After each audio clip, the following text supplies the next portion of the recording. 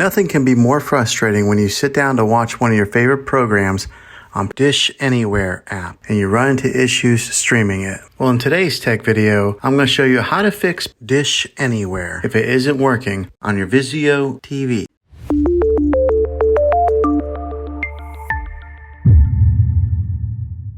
Let's see if we can fix your problems and get your Dish Anywhere back up and running as quickly as possible. The first one, it's the easiest one to try, and that is to unplug your TV from the wall outlet and wait 60 seconds. Now don't be impatient here, wait the whole 60 seconds, then plug it back in. This is very different from turning your TV on and off with your remote control. This is what we call a hard reset of your TV, so make sure you do this method. If that doesn't work, then find your router that is giving you Wi-Fi and unplug the power to that for 60 seconds. Then plug it back in. If it fixes it, great. If not, let's go ahead and move on to the next method. Try deleting Dish Anywhere on your TV. Go to wherever the apps are located on your system and remove the app altogether. Then reinstall Dish Anywhere again. After you reinstall it, you might have to log back in with all of your credentials, but hopefully this will work. And if that doesn't work, then I recommend buying an affordable Roku stick, Fire Stick, or Apple TV 4K and plug that into your TV and use that as your main streaming player. And you'll be able to access Dish Anywhere that way. I'll put links in the description down below of where you can get one. Well, hopefully this video was helpful for you.